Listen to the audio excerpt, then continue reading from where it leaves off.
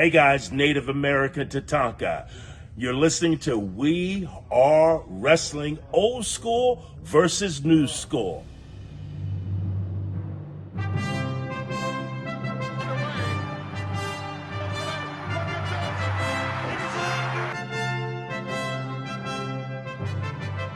Stick to what you know how to do best. That's talk, you know that, and sign checks. Leave the rest on to me, Daddy. Up goes Blanchard. My hard-earned tax money. 1, 2, 3, guaranteed victory. It's always you, Brett. Austin 316 says I just whipped your ass. If you smell what the Rock is cooking. I can tell you it's going to be a day that I'm never going to forget.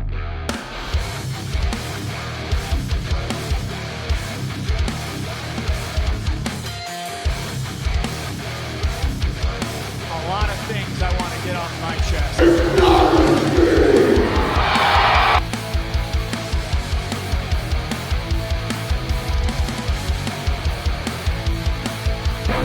What is up? We are Wrestling Maniacs out there worldwide. I'm the host with the most, the best one, Donnie, here with my co-host, The Armenian Nightmare, the beast from the Middle East, Chaz.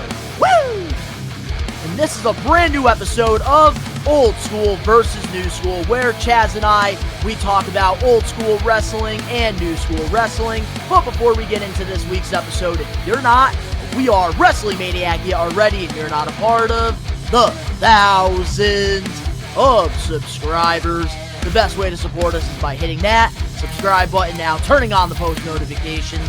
Videos be coming out of nowhere like an RKO, and of course you already know the grind is real. And this week on Old School versus New School, we're going to be talking about the steel cage. We're going to be talking about the idea behind the concept. We're going to be talking about WWF's classic steel cage, the blue one, even TNA Lockdown, having a whole pay-per-view surrounded by the six-sided, steel cage.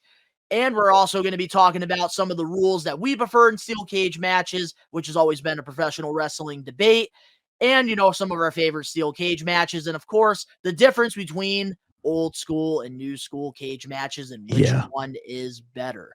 So, Chaz, how do you feel about talking about some of the greatest steel cage matches? Oh, I am psyched about this episode, Donnie. I'm going to tell you, and I have a feeling this is going to be one of the episodes that we're going to have a different, really, for the first time, we're going to have that real difference of opinion on as far as rules.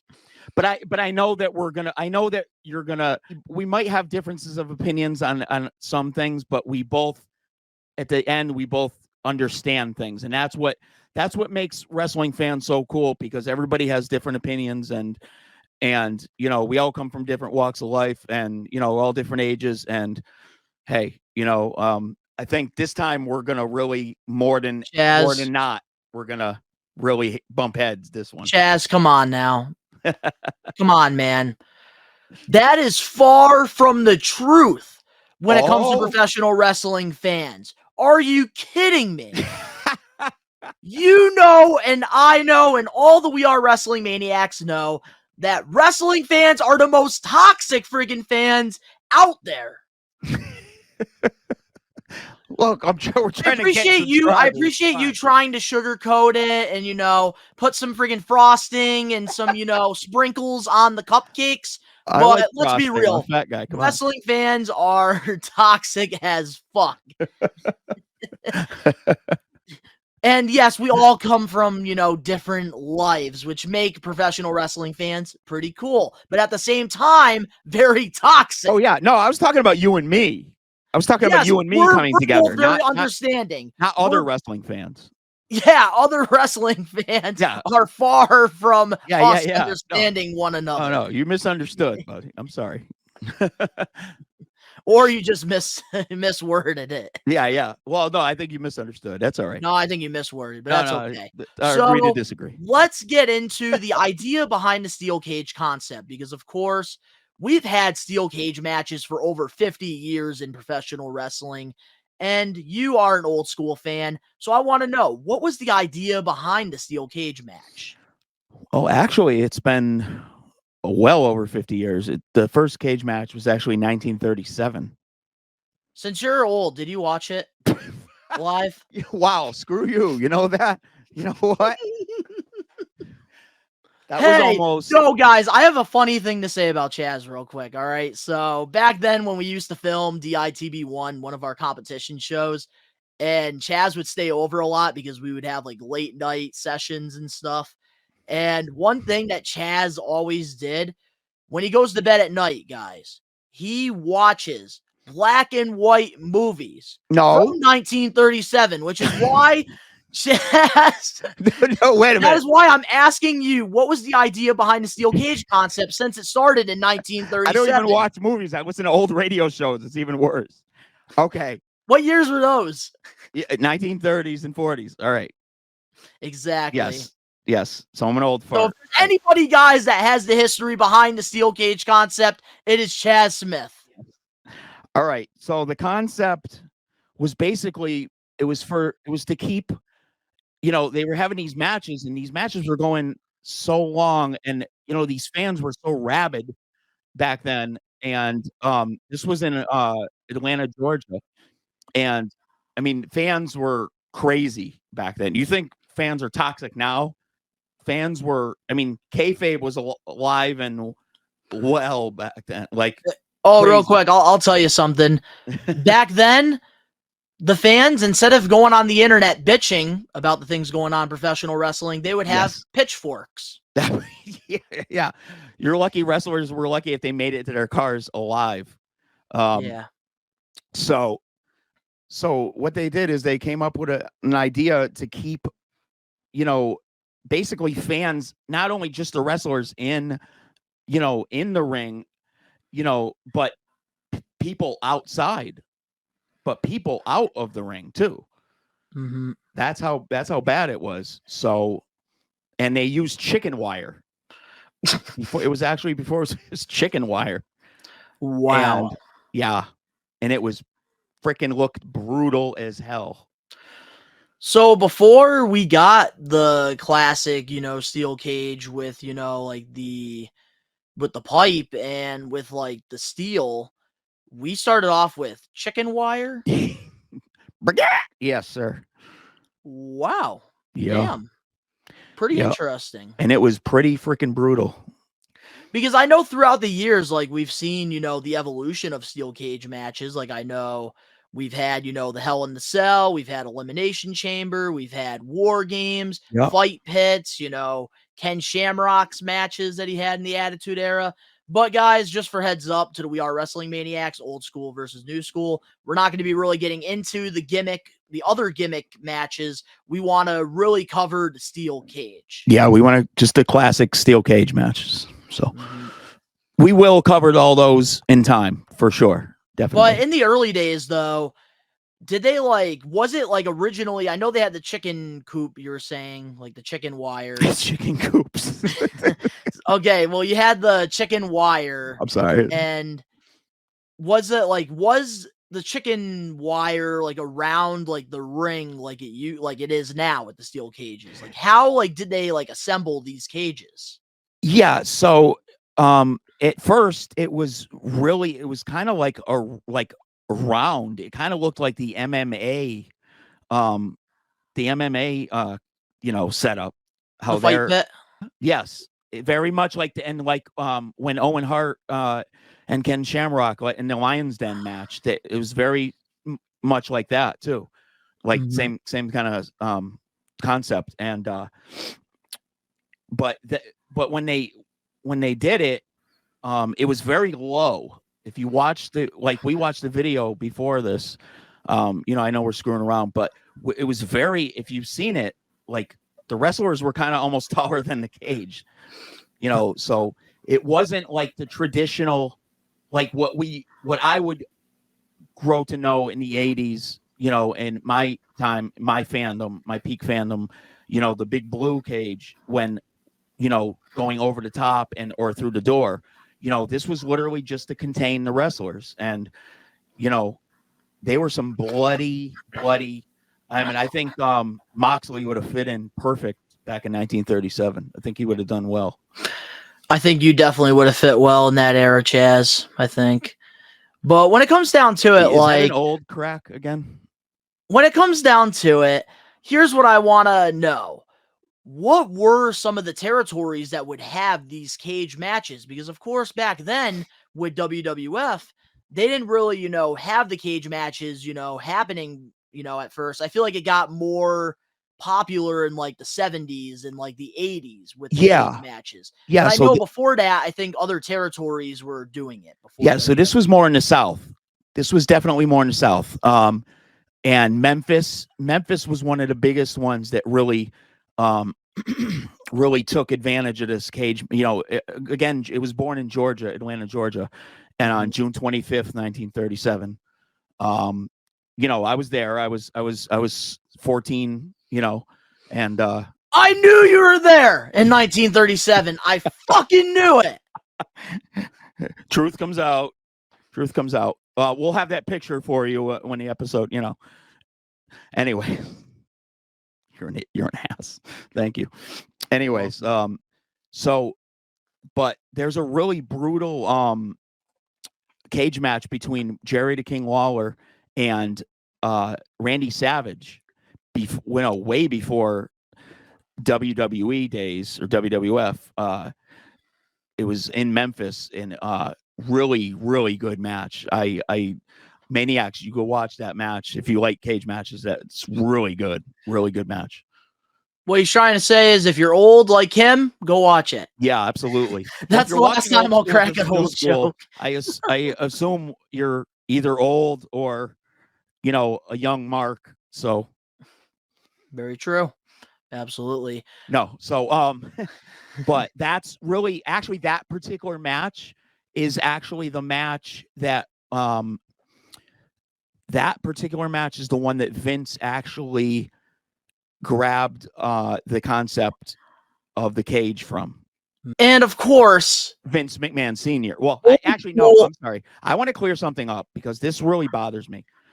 I'm sorry. This is going to be this rant is brought to you by We Are Wrestling Old School versus New School. I don't know why they call him Vince Sr. and Vince Jr. They have two completely different names. Okay. You're a junior, right? I'm because a third. You have the same name as your father, right?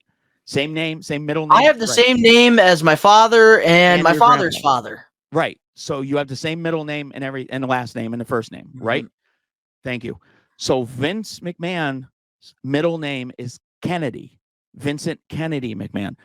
His father's name was Vincent Jess McMahon. How was that a junior? How was he Vince Senior? I'm sorry. It doesn't make sense. Anyways. You're right. It doesn't make sense. It has nothing to do with steel cages.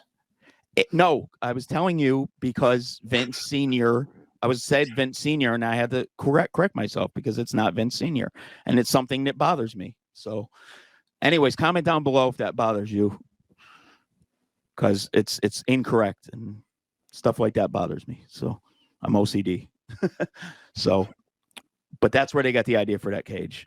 And so now getting into the cage, obviously in the early days, they built the foundation for the steel cage. They were trying to find what was right. Obviously, we had, big rivalries. That's where they would, settle the end of their feud inside a steel cage. Oh, yeah. But of course, this is where I think the steel cage started to become very popular, was when, and I believe in 1970, when Jimmy Superfly Snuka jumped off of that cage in Madison Square Gardens.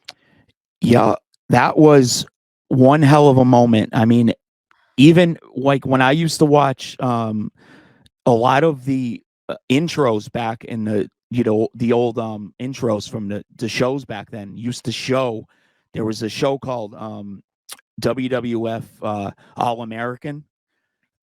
And it used to come on Saturday mornings, and they used to have the music. It'd be like dun dun dun dun, bum bum bum bum. And one of the things right before the last scene was Snuka diving off the cage onto Magnificent Morocco at Madison Square Garden, which was the match that Mankind actually famously, hitchhiked to. And the very final scene was Hulk Hogan pinning Iron Sheik for the belt. But that was actually in 1980, 81, I believe. That's when he jumped off the cage. Yeah. So it was like the early 80s. Yeah, but there was a match before that though. You're right. It was in the late 70s. There was one against Bob Backlund that he jumped off too. And that's the thing, like, the even one though was in 81. And that's the thing, like, when you look back at the steel cage matches, being, a wrestling maniac, I always remember seeing that in, the intro to the WWE. They would always show, Superfly jumping off of that cage. And that is, one of the most defining moments that a lot of legends and superstars will always bring up to this day. Absolutely. Because that was the first time that somebody, jumped off a cage as a diving board. And Superfly did that. And I think it really elevated, his work in that time period. Sure did. And then he had that famous feud with Roddy Piper. And, he was the first opponent for Undertaker at WrestleMania. And, had a tremendous career. Hall of Famer. Yeah, that thing with Piper, I still remember watching that. That was nuts. When he hit him with the coconut. Huh? When he smacked him in the head with the coconut. Oh, and that was real too. Oh, I know. That was Piper's Pit. That was real. I mean, that was scary. So now, getting into the 80s and the 90s, WWF wanted to stand out with the product. And we got the introduction to the blue cage. Yeah, baby. What was it made out of again? It was made out of steel, like steel bars. Steel bars. So instead of having the normal cage that, all the other territories and promotions were using, WWF wanted to stand out, and they came up with the blue cage. Yes. And what was your thoughts when WWF introduced that new cage? At the time. I was 35 back then. No, I remember that. It was in 1985. It was actually no, I'm sorry, 86. It was WrestleMania 2. It was when King Kong Bundy was going to wrestle Hulk Hogan. And the kayfabe reason behind that, which I don't know if it was really kayfabe, but I mean, it makes sense because when we just watched the video, and I've heard this before anyways, years ago, that that cage was introduced because it's the regular fence cage could not hold Bundy's weight. So they made this cage, but they did it to, they did it. Kayfabe is what the reason they did it in kayfabe is to make it, say stand out because Bundy was so big and such a monster that the other cage couldn't hold his girth, Honestly, that was such a smart way to introduce the cage, though, because not only did they make King Kong Bundy look strong by introducing this cage. Thank you, Bundy. But they also introduced something different and unique to where WWF at the time, they were marketing a lot, making, toys and, merchandise and stuff. And having that cage brought them a lot of opportunities around that time. Yeah.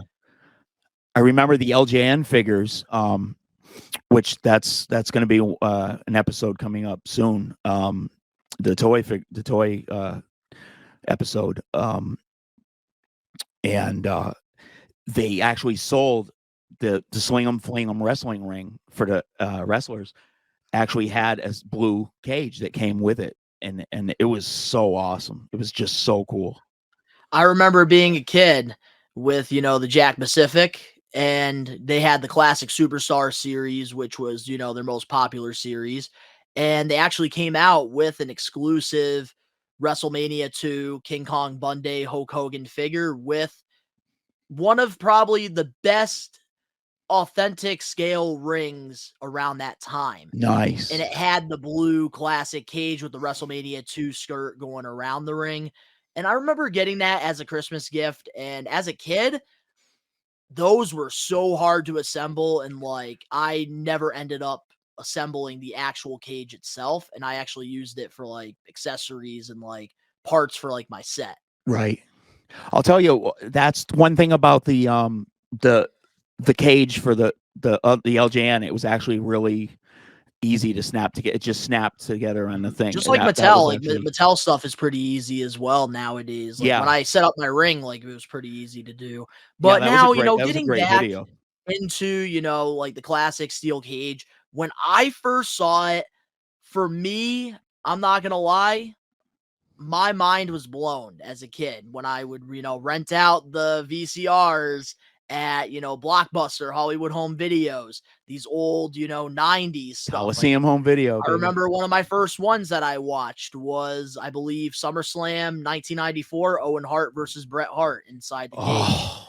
And I know we're going to be getting into our favorite cage matches later on in this episode, but I remember watching that as a kid and seeing that cage really caught my eye and very captivating to me. And I think that's why WWF wanted to be different at the time.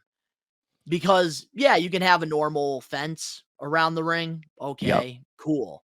But now you have like pretty much like this bird cage around like the ring. I think incredible. But it was and it was easier for the fans to see through too. Not only was it easier to climb, but it was, and what will we getting into the debate of, of the rules. Oh, I can't wait for that part of this episode. There are certain rules.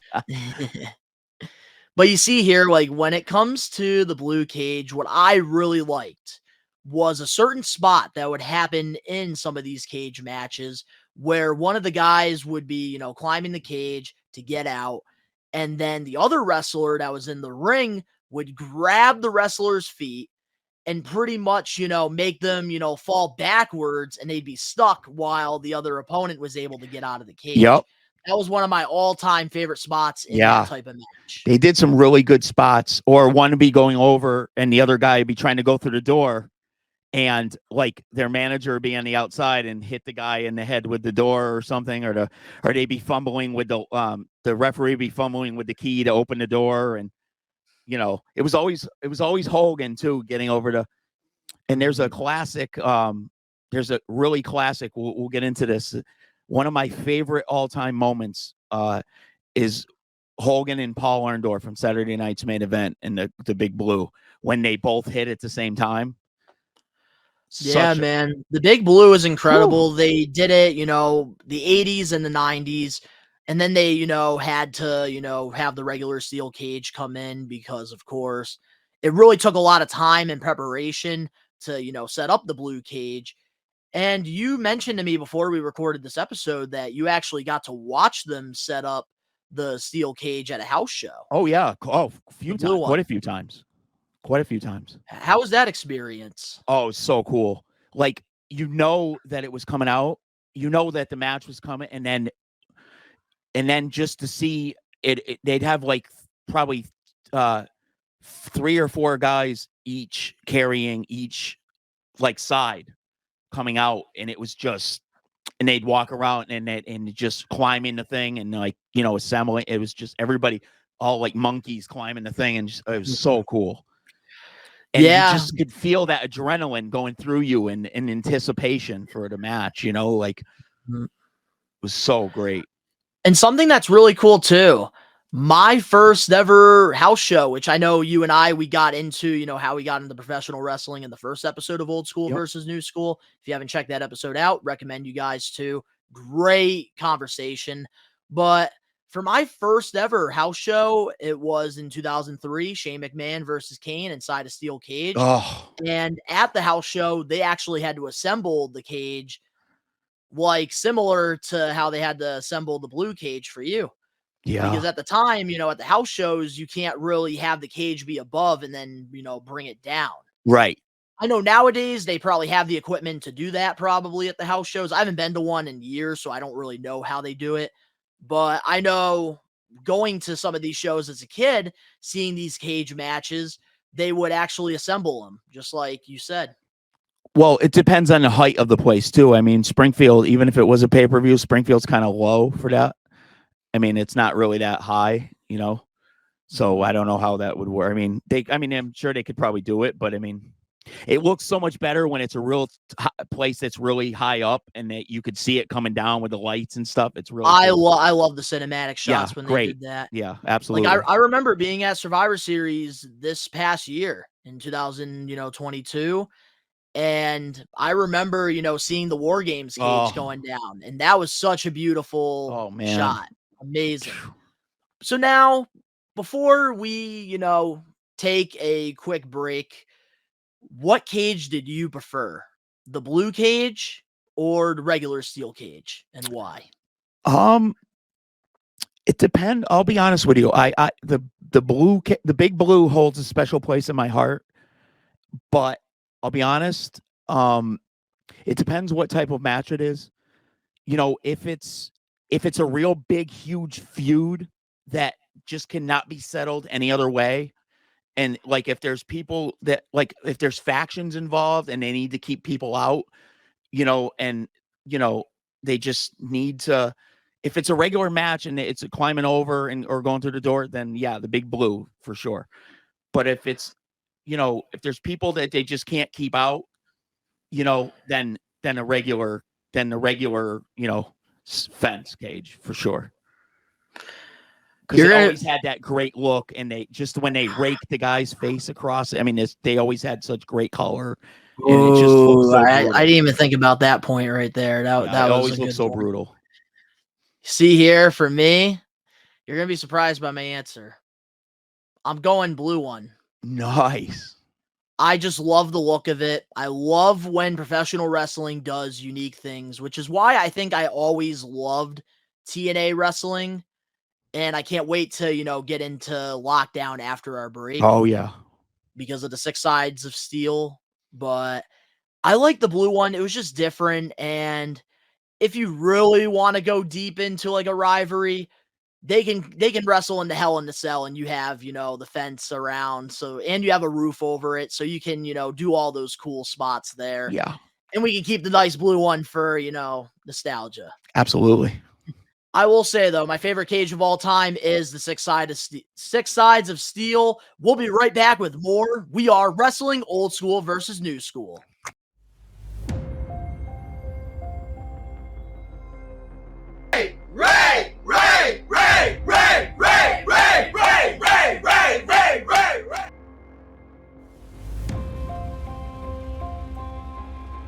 It's gonna be different this year. We're gonna be at Donnie's house again this year. Not one, but two nights.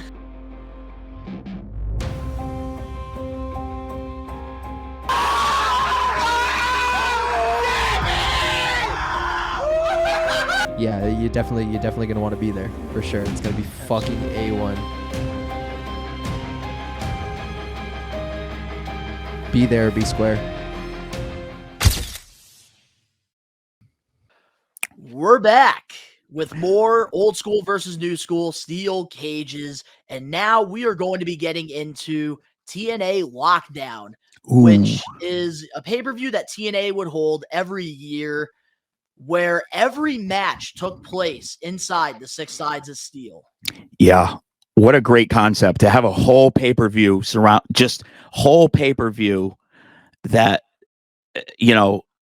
just every match in a cage. I mean, what a great concept.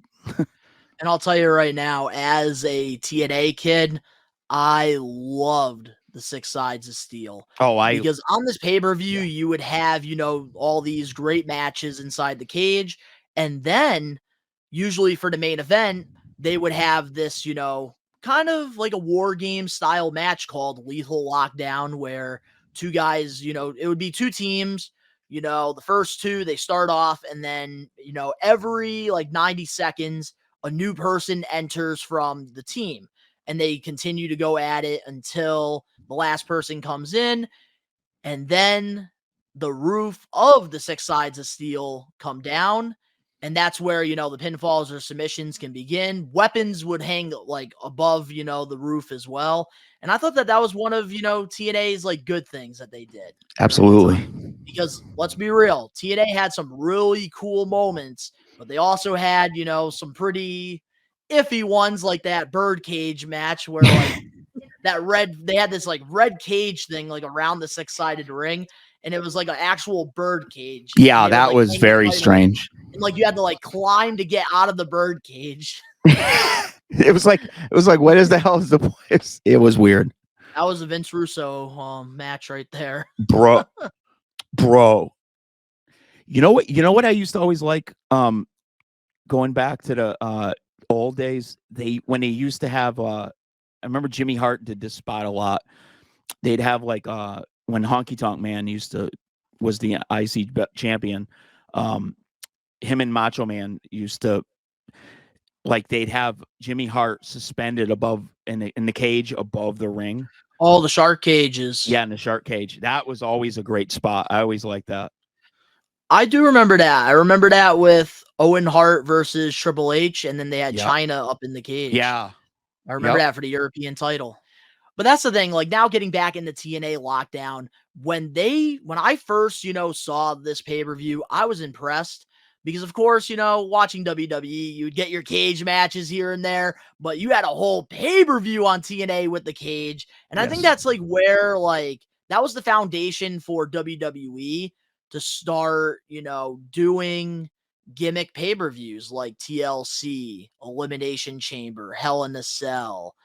I think they really took those ideas from TNA doing a gimmick pay-per-view like TNA Lockdown. Except, of course, WWE would only have a couple Hell in a Cell matches or a couple Money in the Banks. The heck in a sec. What about the Punjabi prison match? Chaz, we know that was Surge's favorite match of all time. You and I both know that. Oh. He's probably sleeping inside a Punjabi prison right now. But with TNA Lockdown, I really appreciate it a lot. And some of my favorite cage matches happened in that very pay-per-view. You had, Samoa Joe versus Kurt Angle for the TNA World Championship.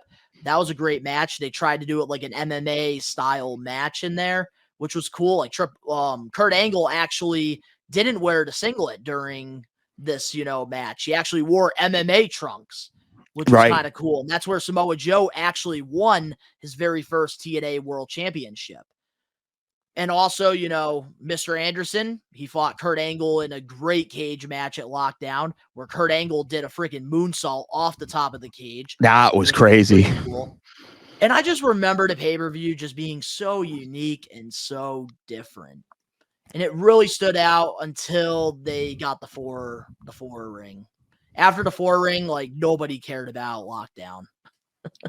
Speaking of that, what about the other type matches in the Lockdown, like the Lethal Lockdown, the Escape match, Queen of the Cage, all those different matches? I loved all of those matches. The Queen of the Cage was actually a really cool concept. Yeah, it was. Because the knockouts, they really helped the Revolution to where it is today. They did an incredible job in TNA with that division. And if any of you, we old school versus new school, we are wrestling maniacs, are into TNA wrestling, please go in the links below and contact my email at bestone.donnie@gmail.com, because I am looking for a co-host for a TNA podcast potentially. Absolutely. To really dive deep into TNA wrestling, because there's just so much I love about it growing up. But yeah, back to Lockdown, the Queen of the Cage, that was a great concept. Lethal Lockdown was always one of my favorite matches that they would do. because like all the spots that they did during those matches were incredible. Yeah, I like the lethal lockdown. Like where you had like the weapons, like if Jeff Jarrett was in a lethal lockdown, they would hang a guitar. Yep. And like sometimes, like they would actually go above, the roof of the cage. And I remember there was a time Jeff Hardy actually jumped off a ladder onto somebody like on top of the roof of that lethal lockdown. Crazy stuff. TNA always had the crazy stuff. Yeah, they did. But that's what was great about TNA is they really, and I'm a big fan of this, even though I'm, the old school side, even though I'm an old fart, I love the 6. Yeah, you are. 1937. What? 1937. Yeah. Yep. No, I always loved. I was a big fan of TNA. I like the 6-sided ring. Like I did not when they changed it, just was not the same. Yep, it's when Hulk Hogan and Eric Bischoff came in. Dixie Carter's fault. It's all your fault, Dixie Carter. Jeff Jarrett, you should have never sold it to her. What the fuck? All right. But now let's get into the rules of the steel cage matches because, of course, There are certain rules. This is not Nam. This is bowling. There are rules. this is a big wrestling debate through the years. Because all different promotions out there, AEW, they do it different. WWE does it different. NWA back then probably did it different. WCW did it different. All the promotions do it different. And that is one debate that goes on in the wrestling community is the rules to a steel cage match and how the rules should be. Absolutely. Okay. You said you're a big fan of the Big Blue, right? I am. Okay. So now, most of the time when they had the Big Blue cage, it was going over the top or through the door. Now, how'd you feel about that as opposed to like, the having a referee inside the cage and having pinfalls or submission in the cage, It should be you climb the cage or you get out through the door. There should be no referee in there, no pinfalls, no submissions. It takes away from the concept of the steel cage. You want to escape the cage. You want to get out of the cage. That's how the concept should be. And they don't do that. And it pisses me off seeing a referee in there. And like every ending to a cage match is literally a pinfall or a submission. And it pisses me off. Wow. I hate it, Chaz. I hate it. I love when the wrestlers climb up the cage and stuff. And nowadays, when it comes to a cage match, which is why I have to side with old school versus new school a lot in the situation, you have guys that climb up the cage just to do a freaking crazy spot. And it pisses me off because literally you're supposed to get out of the cage. Yes. I understand if you're in a match and you're in a big moment, but why are you going to climb up the cage to do a crazy spot and then you pin somebody 1, 2, 3? Yeah. It takes away, and I think it's kind of do the crazy spot and go through the door. Yeah, I think you're shitting on the whole concept of the whole legacy of the concept of the cage match. Well, how was it like back then? Like before, before WWF, made it famous. It was well back in the old days when I used to go, when I used to take my grandkids, back in the 40s. Damn. No. Well, they would have they would actually, because if you see the size of the cage, it was with the chicken wire, they actually did have it. They had it like we don't like it. They had it like with the referee inside. I knew it. That's like, I just wanted to clarify that with you because for me, I love the two options. You get out of the cage through the door or you climb the cage. Some of the best spots happen through the years. Like I was talking about earlier with the blue cage. They would, if somebody was about to get out, they would grab their feet and they would friggin' dangle from the cage, and then the other guy would win. Or a spot that I saw happen during, I believe it was a pay-per-view in 2001.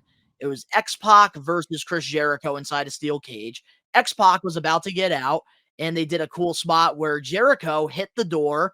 X-Pac actually landed on his nuts on the door, and Jericho went through the door and won. Poor X-Pac's nuts. Can we either his nuts or his ass getting ripped open? Boy, poor bastard. Yeah. Yeah, great. Always good spots. Like, and I used to always like the spot you were talking about earlier when they'd have a guy climbing and the guy would hit him, and then their foot would get caught in the cage and it'd be hanging there, and then always such a great spot. Or when like two wrestlers are about to get out of the cage and the rival hits the opponent, and the opponent, gets their feet on the floor first. Yep. And that's how they retain the championship. Yep. I remember that happening a lot in Ruthless Aggression. Yes. That's how a cage match should be. It really pisses me off nowadays. It happened a lot during the 80s too. In a WWE cage match, there's no color. Pisses me off. Yeah. In AEW, they do it the very old school way with the pinfalls or submissions, but they have a foundation of, some of the old school stuff. They have a foundation. That's how they started their cage matches. Yeah. I'm not going to criticize that because they're trying to do it like the territory days, which makes sense. But WWE, on the other hand, they had the concept of going through the door or climbing the cage. They should have kept that because I love when they do unique stuff.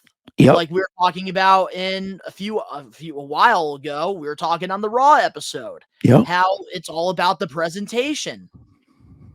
WWE had the presentation with the cage, and now you don't get color. All they do is, and when they climb up the cage, they literally just jump off it. Yeah. That's it. They don't even try to escape the cage anymore. Like now, if they're trying to escape the cage and they did an important spot, okay, cool.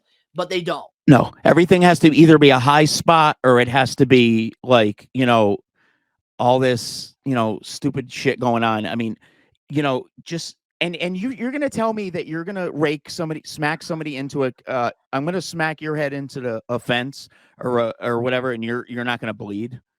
I mean, come on, at least make it a little bit realistic. I mean, I know you have to suspend disbelief and there's no more, kayfabe or whatever, but I mean, Jesus Christ. That's why I love NWA. At least they,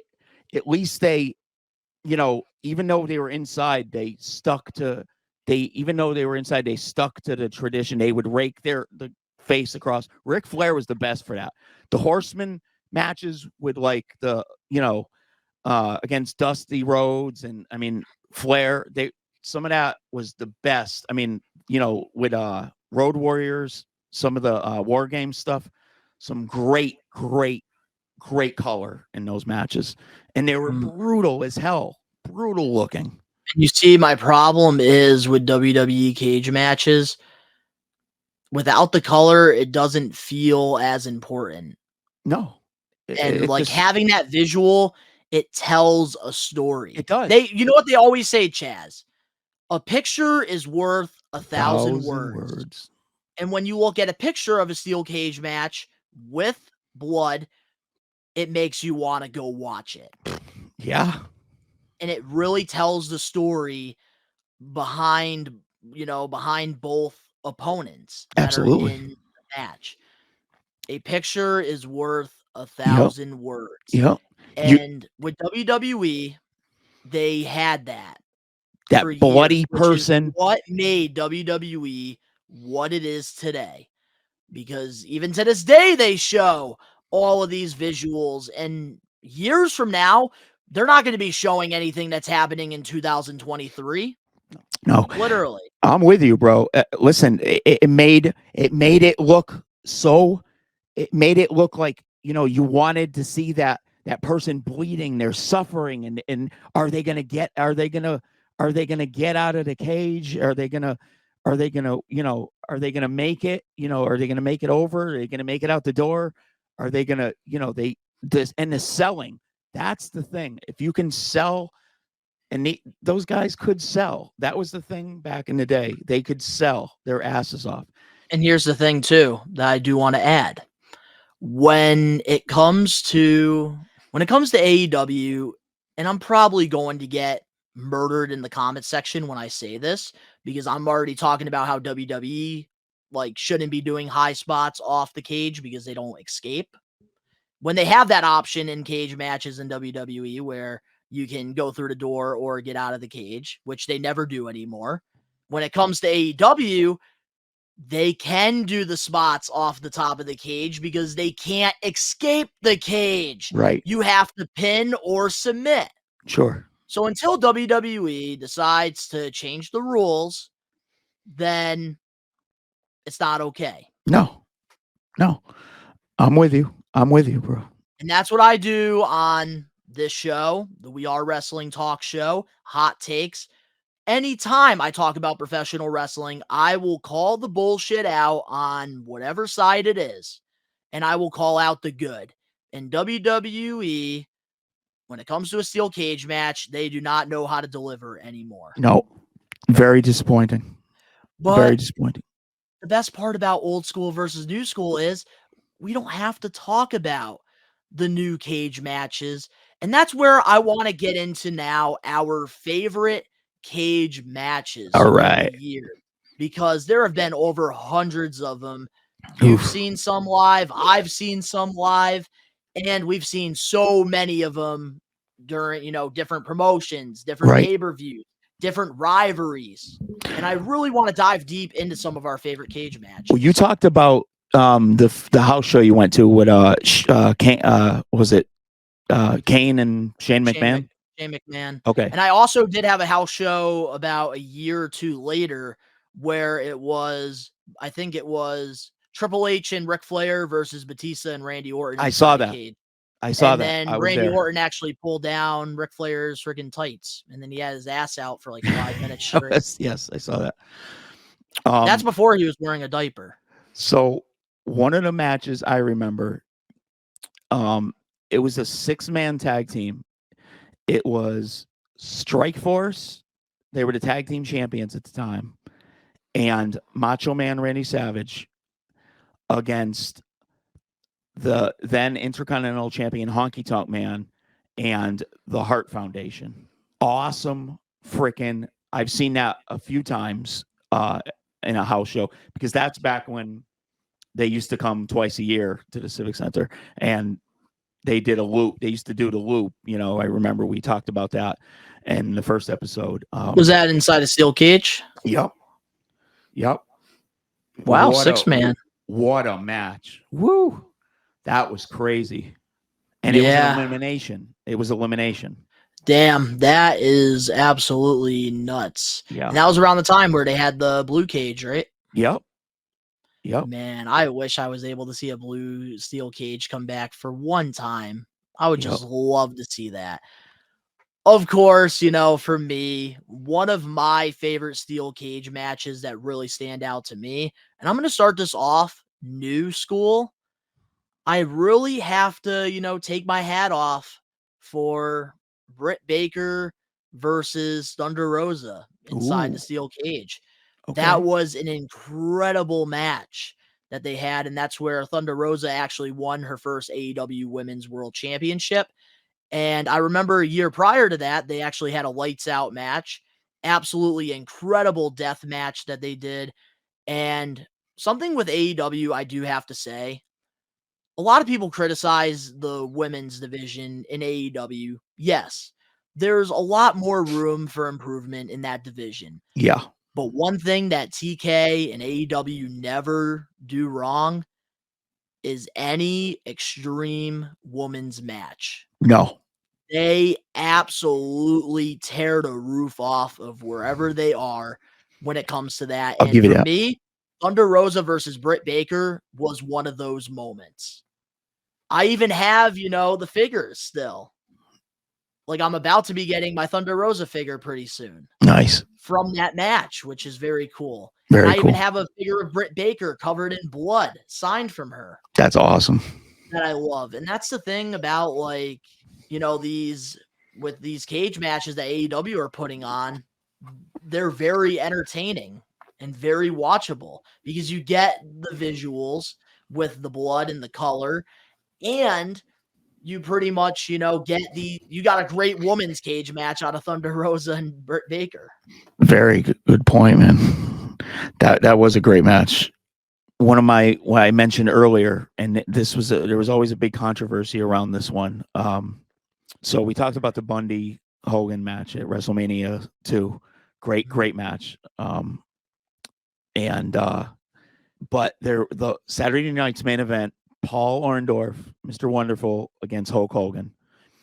And it was after Hogan, it was after Orndorff turned on Hogan and went back with Bobby the Brain Heenan. Was this when he was Mr. Wonderful?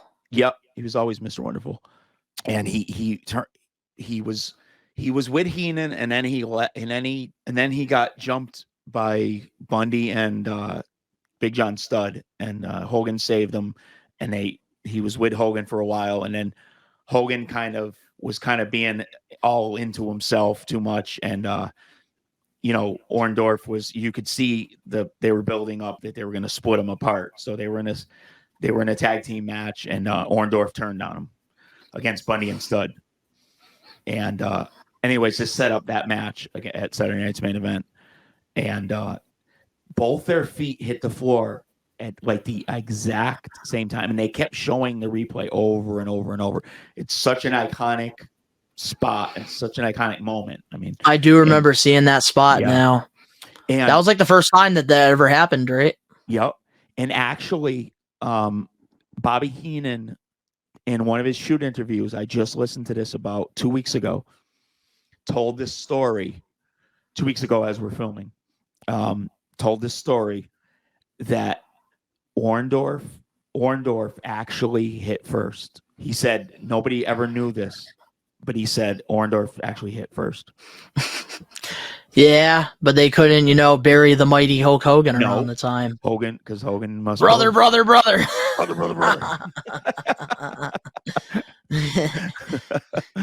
Another cage match that really stands out to me that I definitely, got to talk about. It actually did involve the blue cage. This was actually during Rebellion 2001. This was around the time where they had the Alliance going against, you had WCW and ECW going against WWF. And they actually had this really cool cage match. It was between Edge and Christian. They were having the feud at the time where, Christian was jealous of Edge. He turned heel, and then they had this incredible cage match. And they actually did the spot where Christian actually got stuck. Oh, yes. Edge won. Yes. That's actually, I've seen that many, many times. That was one of the last blue cage matches too in WWE. So with Edge and Christian, that was always one that stood out to me because they did have that rivalry because of how close they were, as friends. They were, tag team champions, one of the best tag teams in the Attitude Era. And then, Christian got jealous of Edge, turned on him, and it created a pretty good feud. And they ended up, wrestling each other inside the cage. Yeah, that was a cool, and they did that spot too that we were talking about earlier. What about you? What's another cage match that stands out to you?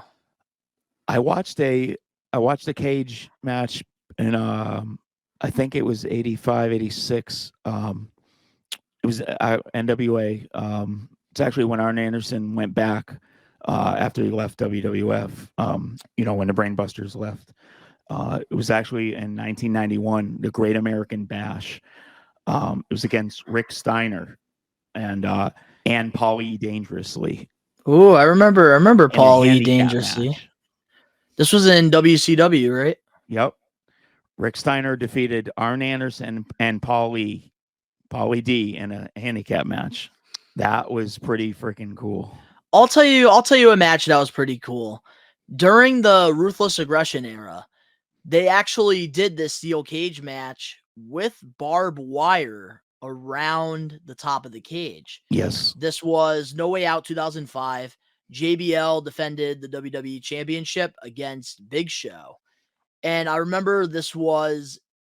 So after Royal Rumble in 2005, JBL found a way out again. He beat both Kurt Angle and Big Show in a triple threat match to retain the title. Had help, of course, because he had the Basham brothers and Orlando Jordan. He celebrates backstage during the Rumble with all the champagne like he won the friggin' championship like Michael Jordan. And Teddy Long he's been sick of the shenanigans with JBL and pretty much put him inside a steel cage against the Big Show with barbed wire around the cage, the top of the cage, so that none of, Orlando Jordan or the Basham brothers interfered during the match, which I actually thought at the time that was a very creative way so that JBL can't get away with another one, especially after like overselling his victory at the Rumble. Oh, absolutely. Yeah. That was a great way to just, pretty much kill his ego back right down. Definitely. There was some different ways to keep. I mean, if you're going to keep somebody out, I mean, they came up with some really cool concepts, and we know this. Every time they come up with something cool, they drop the ball on it. That's just how it is in professional wrestling, period. Not even just WWE. Any other promotion out there does the same thing. I'm going to start a petition, Maniacs. Bring back the Big Blue. Bring back the Big Blue. There is a petition I actually started not that long ago. Bring back the Crown Nuggets at Burger King. Oh, yeah. I have. Actually, I started a petition, me and my dad. This is a true story. Back in, it was like 1937. Huh? In 1937? Yeah, well, no, it was 1942. But, no. No, it was friendlies, and we actually won it. It was before the internet, and we actually had friendlies. They had this lemon lime sherbet, and they stopped making it. So we got a petition going around the stores, and they had started making it again. It was just something from my childhood that I liked, and they stopped making it. And don't let me get into friggin' like food and ice cream that I miss. Oh, yeah. That's a whole friggin' another episode or something. Absolutely. Me with some ice cream too. Put me in a cage with some food. Oh, it's a wrap. One of my favorite Big Blue, also kind of later in the towards the Attitude Era, 1996, in your house, Bret Hart defeating Diesel. I remember that. To retain the WWF title. I do remember. I remember those matches like in like 1996 with the cage. They were actually really good. Yeah. In 97, I remember Mankind going against Hunter Hearst Helmsley. Yes. At the time. And then like he got attacked and stuff afterwards. I do remember that. Yep. Some pretty cool highlights there. Absolutely. And one more I will bring up that is new school. Probably my favorite cage match as of right now. Young Bucks versus Lucha Brothers All Out. Oh, that was good. When the Lucha Brothers finally got their first AEW Tag Team Championships. I loved that match. That was an incredible match. I'm sorry to say this, but anytime the Young Bucks are in the ring with the Lucha Brothers, it's always a 5-star match. Yeah. Ladder match, they did it. Cage match, they did it. Street fight, they did it. Regular match, they did it. They have done it all, I feel like, at this point. Yeah. That was a banger. I'll give you that. For sure. And I know there is one cage match I definitely want to talk to you about that I think is, the best to save for last before, we take this break. I know where you're going. SummerSlam 1994, Bret Hart versus Owen Hart. Woo! Yes, because, sir. Of course, around the time in 94, Owen was jealous of Bret, and they had this feud going on for pretty much the whole year during this time. And, they had that classic WrestleMania 10 match where Owen actually got the victory. Yeah. And then, they went on the SummerSlam, and this was for the WWF Championship, right? Yep. WWF. Yes. So how did you feel about that match? Oh, top 3 for me. And that's the thing I really liked about that pay-per-view. And Absolutely. that's the thing I really liked about the match between Owen and Bret. It was, legitimate rivalry. It made sense for them to be put in a cage. And for the first time in a cage match, you had technical wrestling in there, which was kind of cool. And fun fact, the only WWF cage match that Dave Meltzer gave a 5-star review to. Yeah, fuck Dave Meltzer, but Yeah, he was he's a right piece about of- that one. He was him and right his about that one. Freaking fro. Yeah, he's a piece of crap. But anyways, I'm just saying. It is a pretty cool, interesting fact because Deserved I know the wrestling marks out there. They love that shit with Yeah. Dave Meltzer, and the wrestlers love that shit too. Which is why the story in a match doesn't really get told anymore because they're more focused on a rating from an old guy named Dave Meltzer than telling a story. When Kenny Omega gets 18 stars every match. Well, Kenny Omega has turned it into a gimmick and a story, which is why it works for Kenny Omega and why I love him. That is exceptional. Absolutely. But when you're an undercard guy and you're trying to get the 5-star from Dave and you do it, that's where there's a problem. Yeah. That's a whole nother topic for a whole nother day. Oh, yeah. I just think that with, Brett and Owen, that was great. And the best part about their feud in 1994 was Owen Hart got the last laugh in Survivor Series 94 when he threw the towel in. He had the parents throw the towel in, and then he runs backstage. They're suckers! Yep. They're suckers. Woo! I'll actually forget. There actually is pictures of Owen with the belt from. I don't know if it's from that Brett's match. a loser. Yeah. I loved Owen Hart's work. Oh, he was the best.